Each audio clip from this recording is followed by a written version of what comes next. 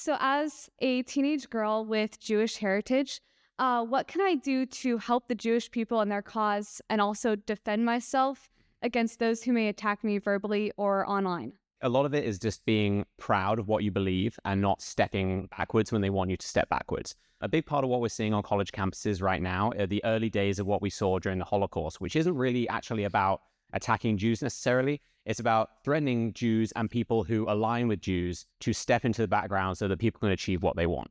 And so it's really just classic bully tactics. And the way you deal with bullies is you refuse to be bullied. There's a huge difference between being victimized and being a victim. And I think for too long, a lot of Jews have just accepted the status of victim.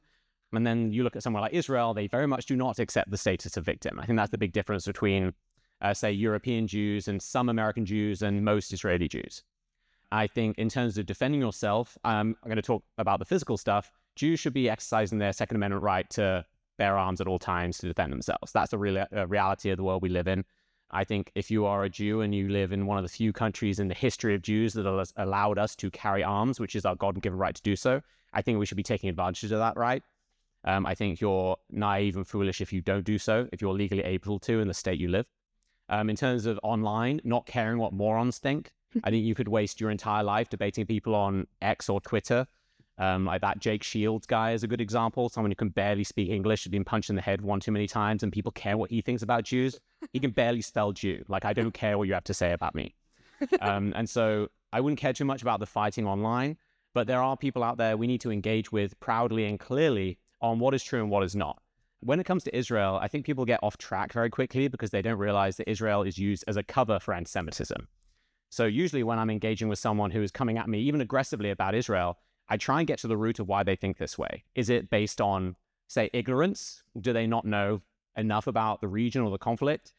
Is it based on a genuine care about Palestinian civilians, which we should absolutely agree should exist?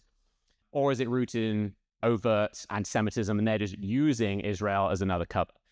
It's important to almost do your homework on who you're engaging with, because then that's how you choose how to go forward. If it's someone who's ignorant, you can help educate them. You can put a friendly face on what is Judaism to them, because so many people, as I said, 16 million Jews in the world, a lot of people have never met a Jewish person. And, we blend in. It's not like we look like these Nazi propaganda images that some people in the world still believe Jews look like. And so if you've never met a Jewish person and you are that Jew that they meet, that's an opportunity to be a good advocate for so-called our people, even though 16 million people, 17 million opinions. Then, though, I think it becomes a matter of not wasting your time on the people who will never change. Like, for example, that Palestinian woman who got up in the middle of the speech started screaming at me about wanting to kill Palestinian children. I'm never going to convince her that I don't want to kill Palestinian children. No one should be obligated to prove to anyone else that they are not a genocidal murderer unless they're actively engaging in genocide. It would be a waste of my time to do so. And I think you need to respect your most precious resource, which is your time, and choose where to spend it. And so the first thing you can do is just choose who you speak with and not about Judaism, Israel, and everything in between.